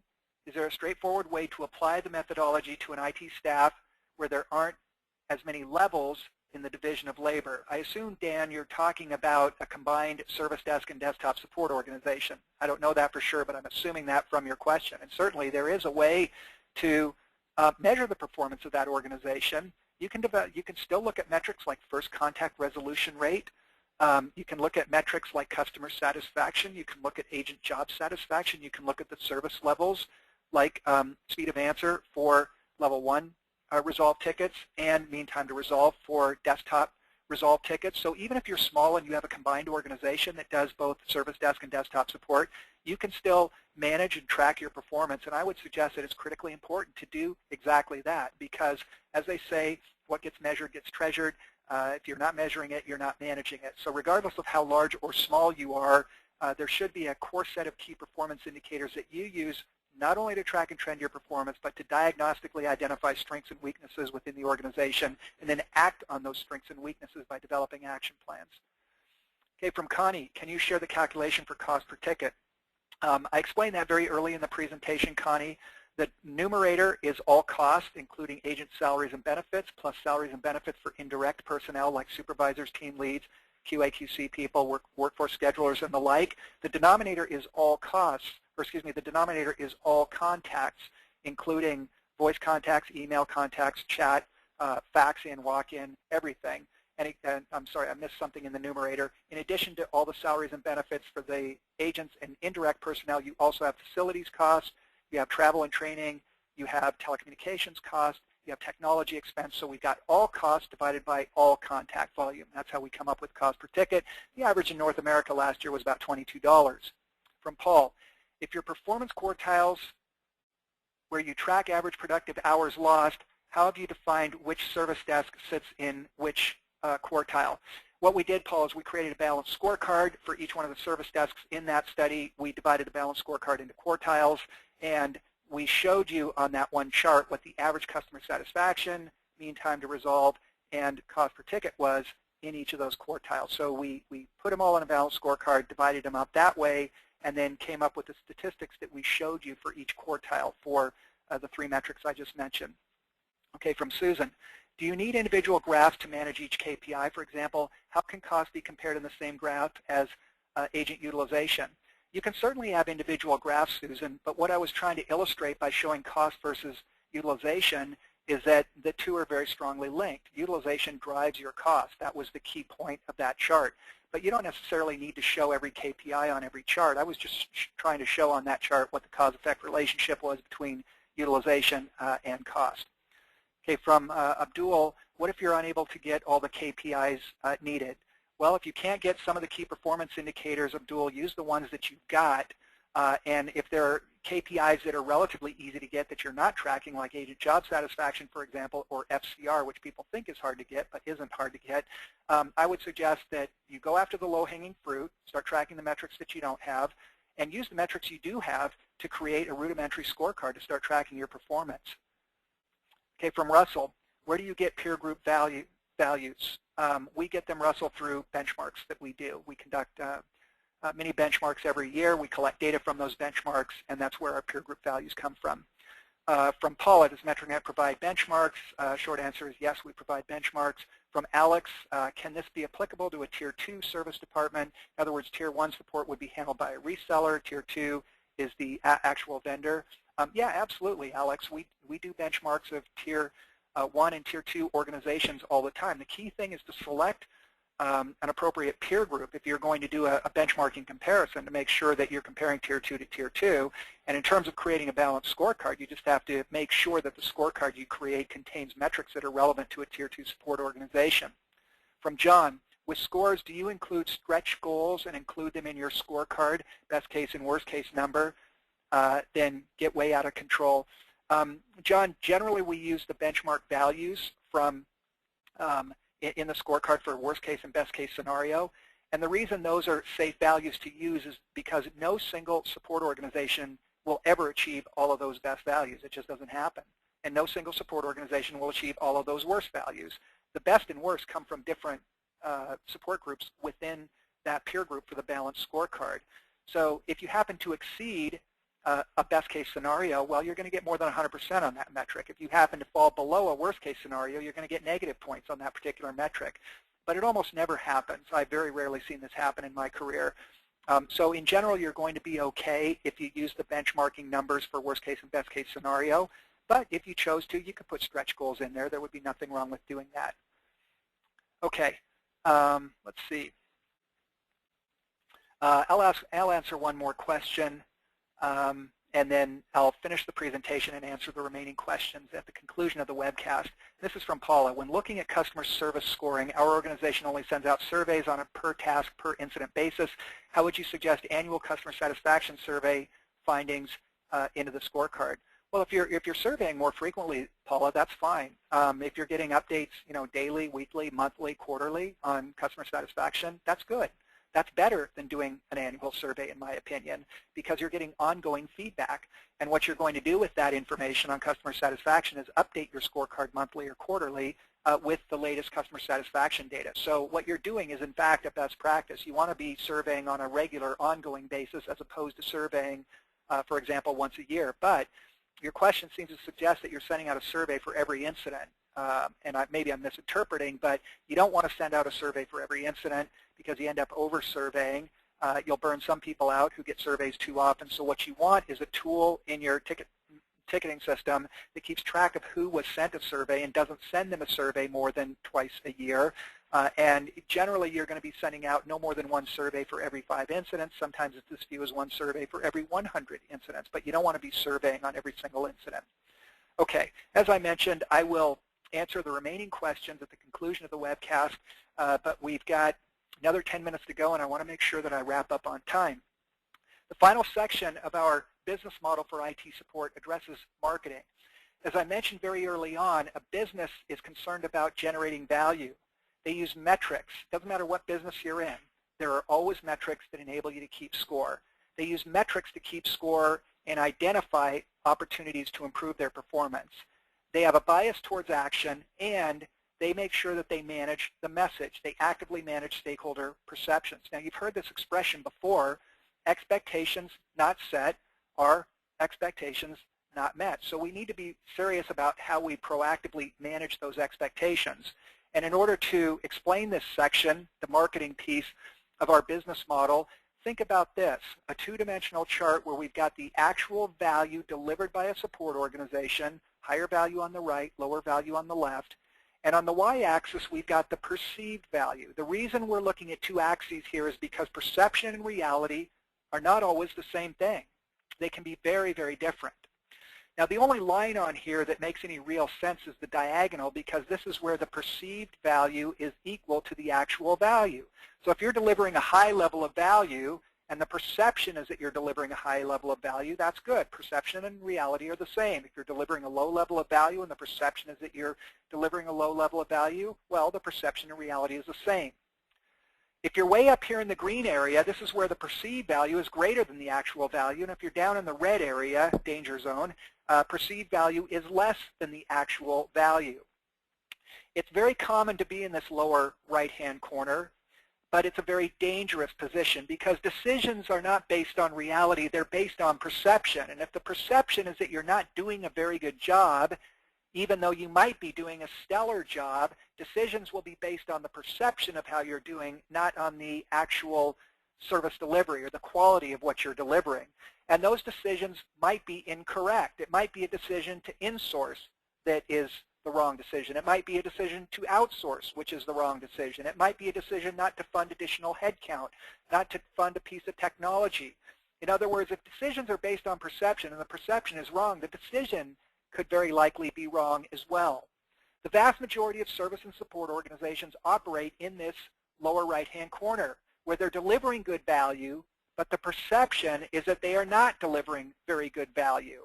That is unfortunate because it means you're living on borrowed time. It means the perception is much less than reality, and decisions could be made that are detrimental to the long-term success of service and support. I've never in my career, and I've been doing this for a long time, seen a situation where a service desk is believed to be doing a better job than they actually are. It just doesn't happen. And we know the reason why. In a service experience, if you have a good experience, tend not to tell anybody because you expect to have a good experience. But if you have a bad experience, you tell 10, 12, 15 people. And so when someone has a bad experience, that message gets spread far and wide.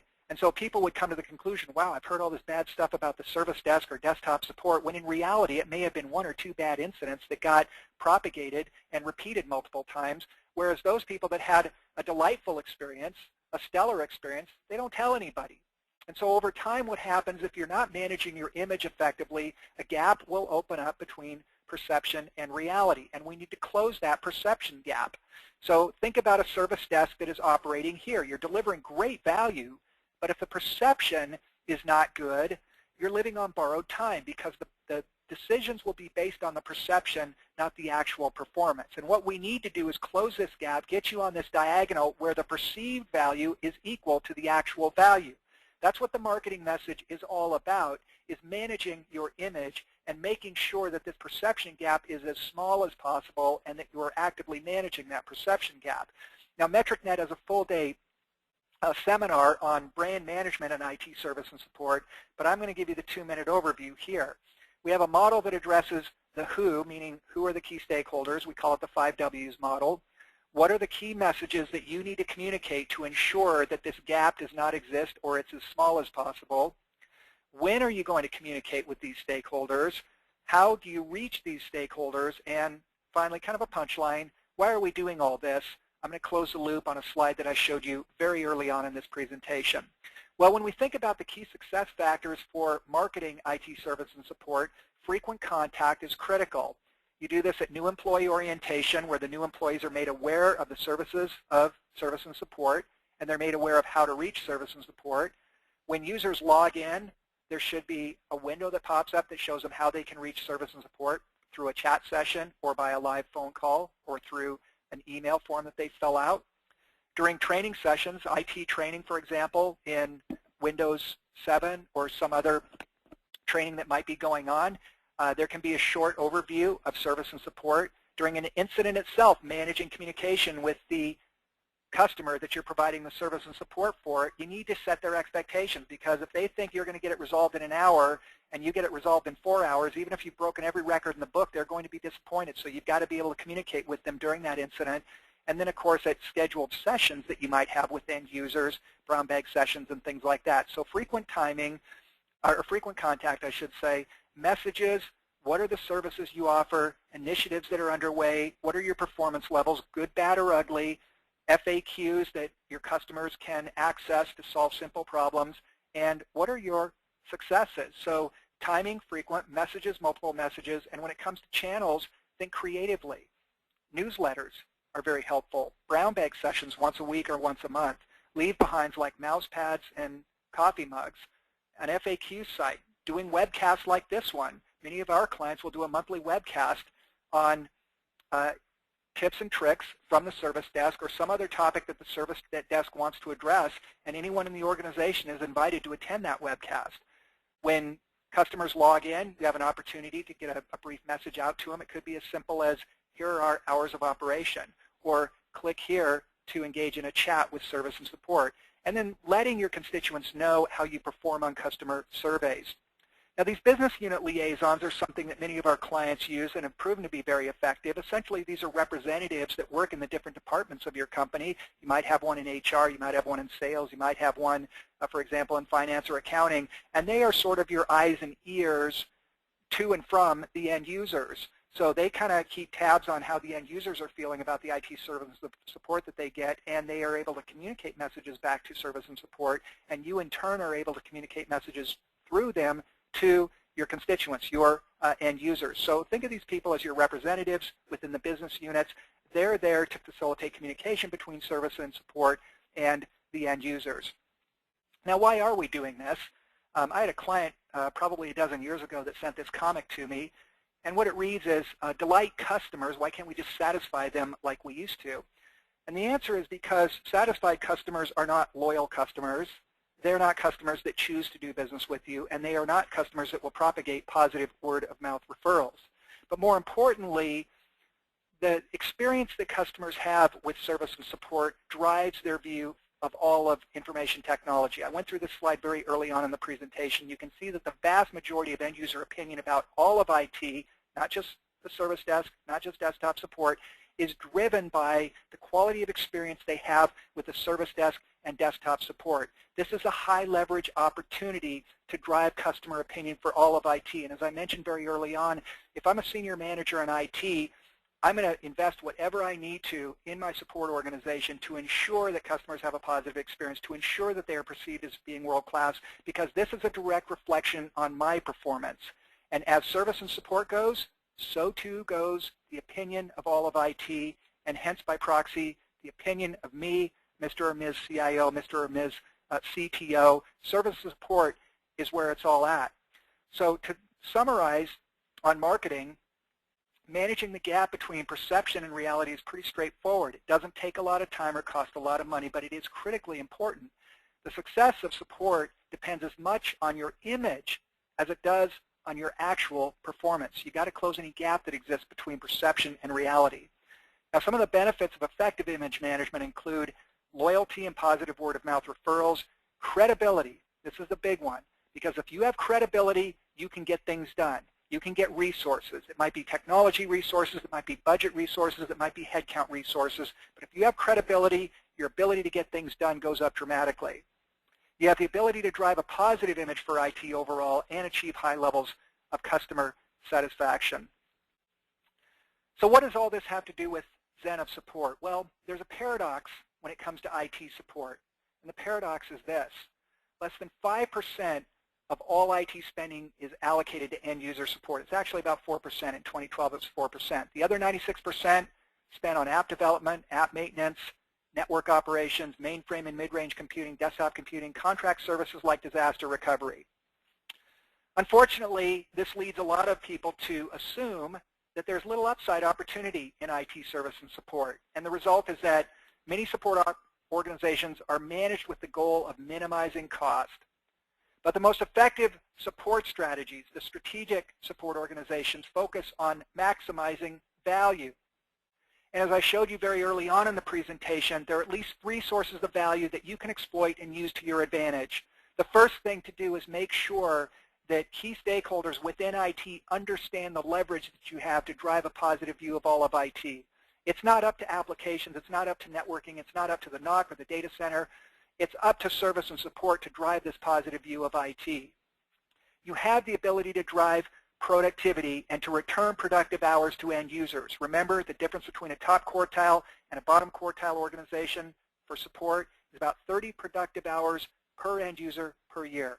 Big, big numbers here. And finally, you can drive costs out of the organization by resolving tickets at the lowest possible level. If you can do it at level 1, do it at level 1. If you can eliminate it for root cause analysis, eliminate it at root cause analysis. But every time you resolve at desktop support when you could have resolved at level 1, you're incurring an additional $62 on average in cost. Anytime you resolve at level 3 in IT, you're incurring an additional $85 in cost on average, and so on. There's huge leverage here. So as we near the end of our webcast, I want to deliver a message to 3 very separate stakeholder groups. And the first group I want to address are the executives and senior managers on this call, including CIOs and chief technology officers and other senior executives in IT. My hope is that this webcast is a call to action and prompts the necessary investment not just in tools, headcount, and training, but also in the time and attention that you personally devote to customer support. As I've shown, the reputation of your entire organization and by proxy, your success as an IT executive depends upon how well you manage this customer interface. Now, the second group I would like to address are the support managers and supervisors.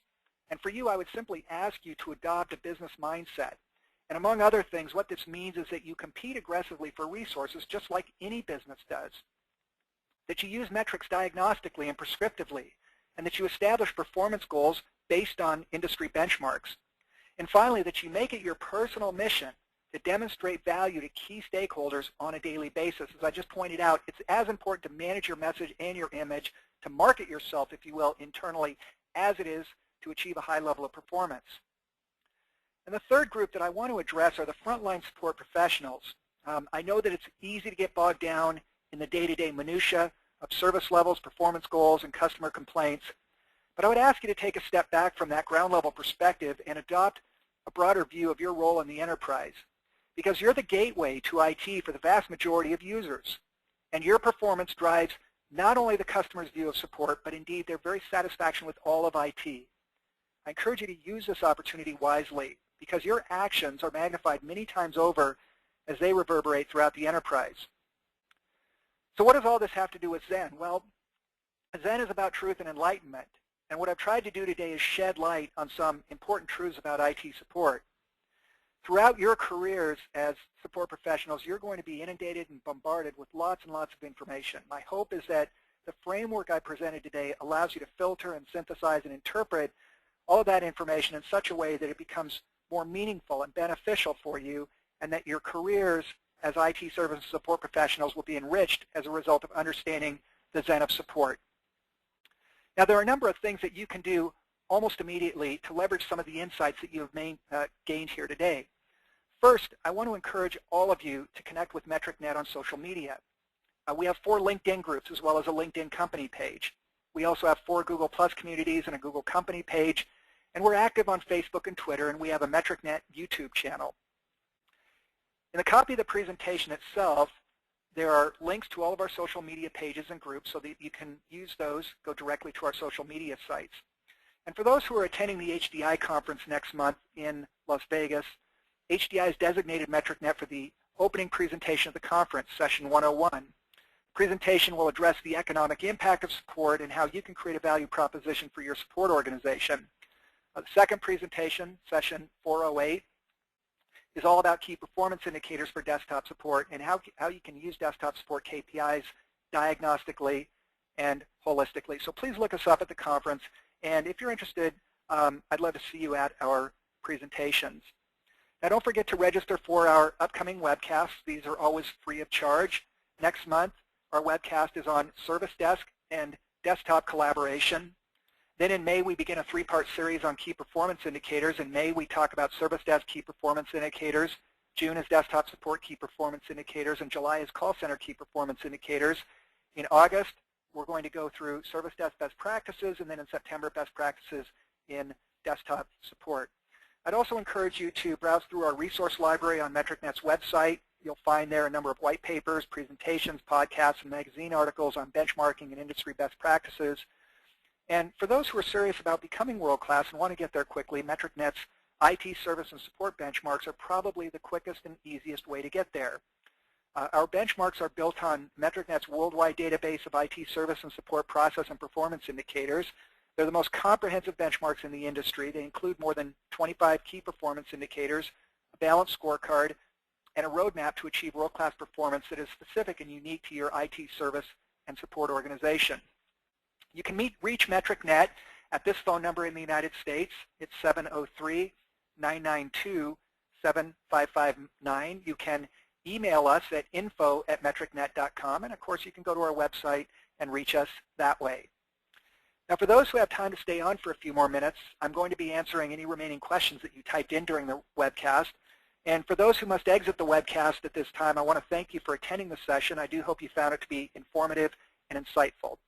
Please don't forget to complete the brief survey that pops up when you exit the webcast. This is a requirement if you wish to receive a copy of today's presentation.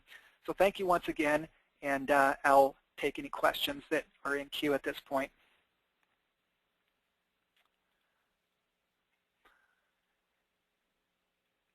Okay. Let's see, we've got a question here from Casper. Casper says, I manage an application support service team. What KPIs would you recommend? Are they the same as the service desk support key performance indicators? It depends on what kind of application support you're doing, Casper. If you're doing how-to support, then by and large the KPIs that we've gone through are perfectly applicable to a how-to support for an application support group. So people call in, they ask about the application, they need a password reset, they want to do something in the application, you instruct them how to do that. That's very similar to a level 1 service and support organization. Now, by contrast, if your application support does things like add functionality, fix bugs, change code, in other words, if they're a code-based support organization, those are harder to benchmark. And they can be benchmarked, but oftentimes there are a different set of performance indicators that you would look at. It depends on the type of applications you're supporting. It depends on the handle time. Cycle time sometimes could be days or even weeks if you're talking about complex coding. So Casper, I would need to know a little bit more about the application support that you're talking about and whether or not it is how-to support or if it goes beyond that and is application break fix and even beyond that and goes into application enhanced functionality, because all of those things make that application support more complex and increase both the cycle time and the handle time. So from Lori, how do you go about benchmarking your support organization? Is there a report available? Short answer is yes. You can go to MetricNet's website. On the navigation bar on top, just click Shop MetricNet, and you will find a whole series of benchmarks there that are downloadable. And if you don't find the benchmark that you need there, you can contact MetricNet, and we can let you know whether or not we have the data to benchmark whatever entity it is that you're trying to benchmark. Okay, from Vanya, do you include prank contacts in customer satisfaction metrics? I've never gotten this question before. Prank contacts. I don't know how to answer the question because I've never had it before, and I've never heard of a prank contact when you're doing customer satisfaction metrics. But I guess if you truly have a prank, somebody who's just, you know, you're calling them for customer satisfaction, you know, I don't know how you would reach a prank contact for customer satisfaction, Vanya. The short answer is, if you know for sure it's a prank, of course you don't want to include it. But I've never seen that happen before. Okay. Amanu says, can you send me the presentation? Yes, just fill out the questionnaire at the end of the, when you log off the GoToMeeting. From Anna, Jeff, do you have a date for the call center benchmark webinar? Anna, we haven't scheduled that yet, but it's likely to be in October of 2013. We do, however, have a call center metrics webcast coming up. I believe that's in May or June. So go to our web page, go to our website, click on the webcast icon on the right-hand side of our website, and you'll see when our next call center webcast is. Okay, from Mike, do you ever see Service Desk taking ownership of all tickets and being the liaison between the other areas of IT without rerouting the customer? If you do, how do you differentiate FCR at that point? Yeah, we do see that, where Service Desk owns the ticket and they coordinate resolution. FCR is still FCR.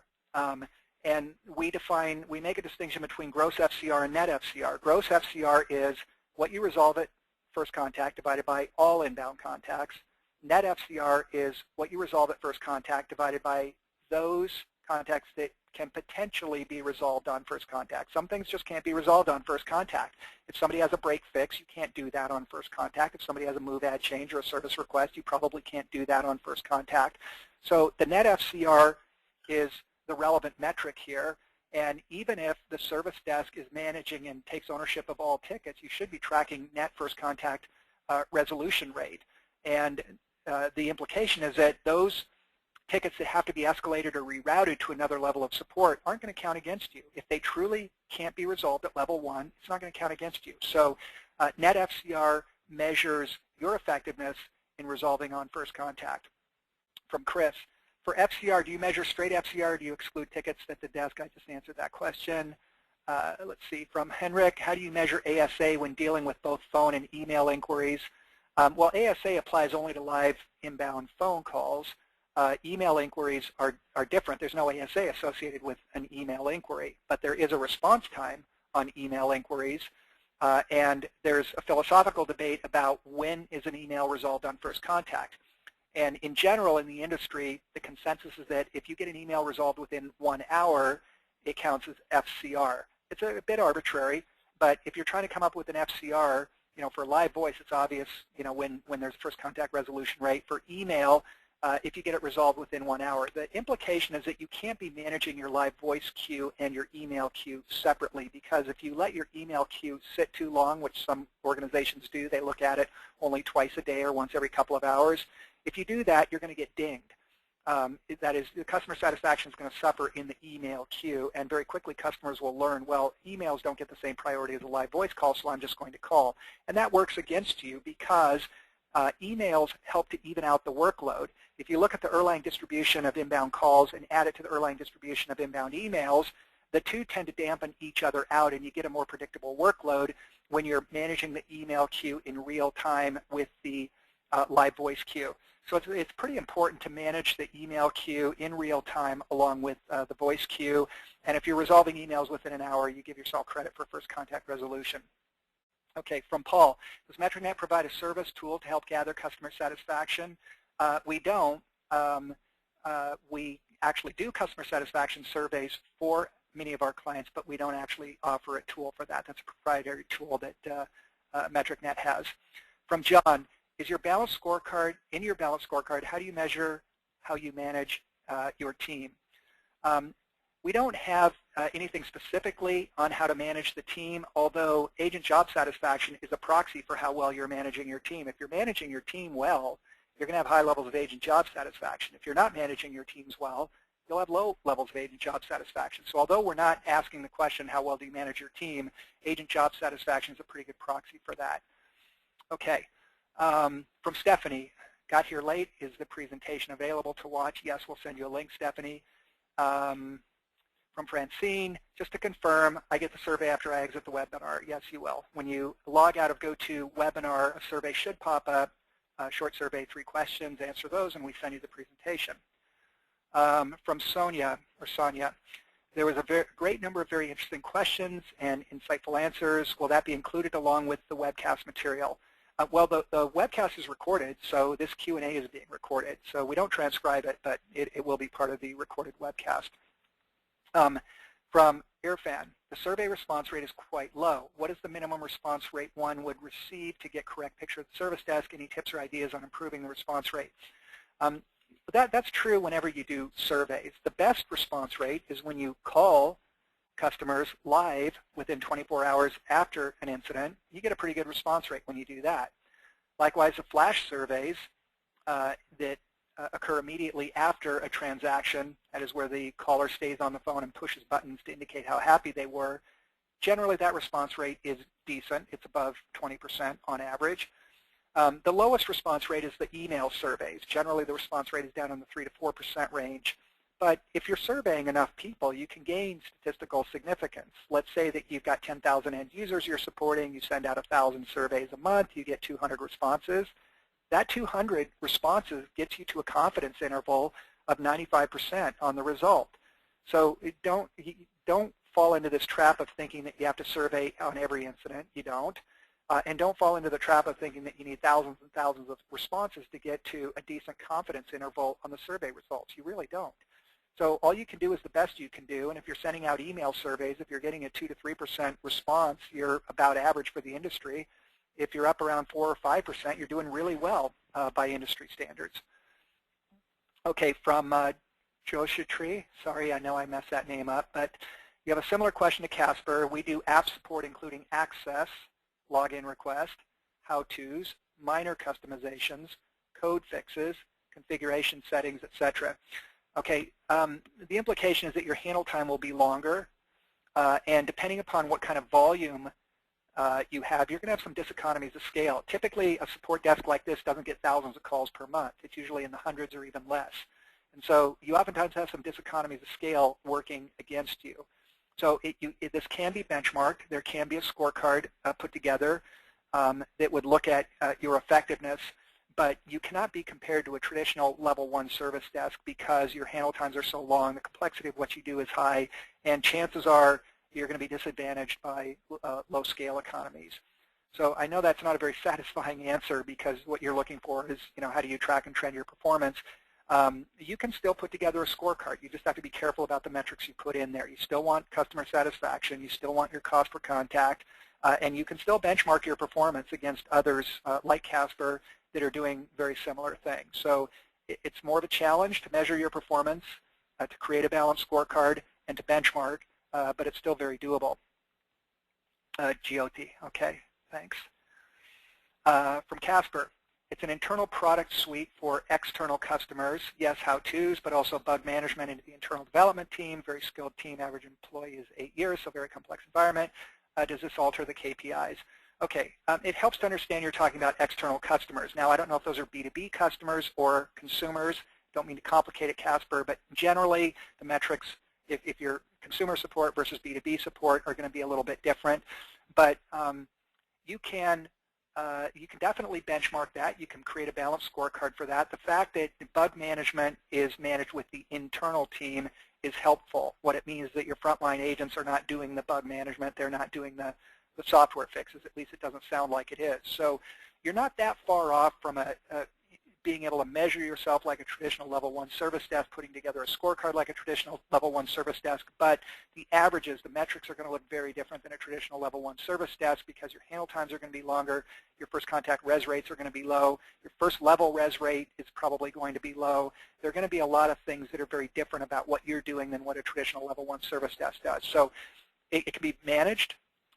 You just have to be very careful about the metrics you choose for your balanced scorecard, and if you do any benchmarking, you've got to be very cautious about selecting a peer group that does things that are very similar to what you're doing. Okay, from Sonia, do you have a suggestion on correlating KPIs and agent work efficiency? Well, efficiency can be managed by looking at agent utilization or by looking at the number of contacts that an agent handles in a month, and it's important to look at those metrics, but it's equally important to look at whether or not that agent has good first contact resolution rates and good customer satisfaction levels, because if they're only held accountable to a productivity metric like number of calls per month, they'll figure out how to exceed that metric quite handily, but you're going to see some sacrifice, or they're going to sacrifice quality of service and first contact resolution. So what you need is a troika of metrics that you hold agents accountable for. They need to be held accountable for a productivity goal, i.e. number of contacts per month, a first contact resolution rate goal, and a customer satisfaction goal. In doing that, it's very difficult to game the system, because if you drive too far in the direction of efficiency, i.e. high number of contacts handled, customer satisfaction and FCR will suffer. Likewise, if you punt on the easy, the more difficult calls so that you can get your numbers in and get a high customer satisfaction rating, your FCR will suffer.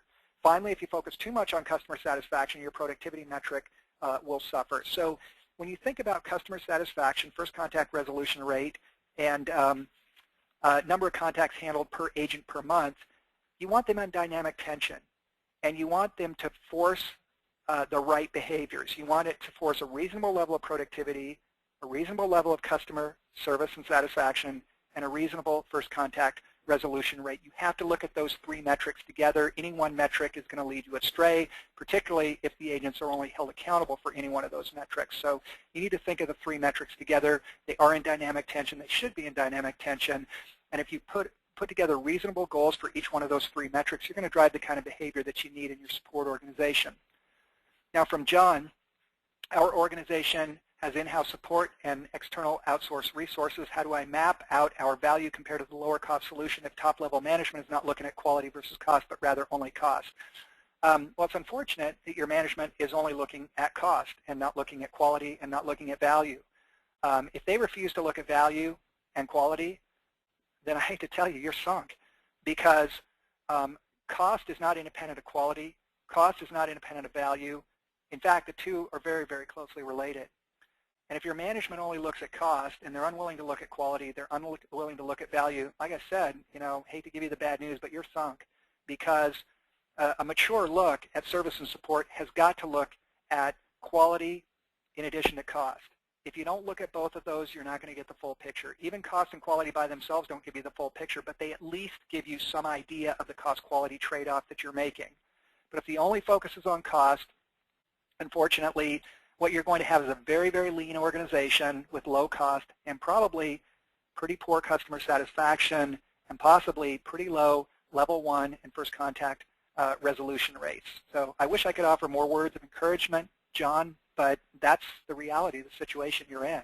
Unless you can get that management group looking at quality in addition to cost and understanding the value of a balanced scorecard and understanding the trade-off between cost and quality, you're in a really difficult spot. From Casper, I'm viewing on an iPad GoToMeeting. Will I get the questionnaire? Yeah, you should. I believe you'll get the questionnaire. From Jean, what time period should you have metrics for before trying to benchmark? Jean, we've benchmarked organizations with as little as 1 month worth of data. But in general, you need at least a quarter or a full year's worth of data. But what we tell organizations is don't wait until everything is perfect to benchmark, because everything will never be perfect. If you think, oh, well, we're still coming up to speed, we haven't reached equilibrium, there's too much going on, we can't benchmark, that's really a false choice. Any time is a good time to benchmark, particularly if you haven't benchmarked before or you haven't benchmarked within the past year. Don't wait until you're at equilibrium. Don't wait until you got a full year's worth of data.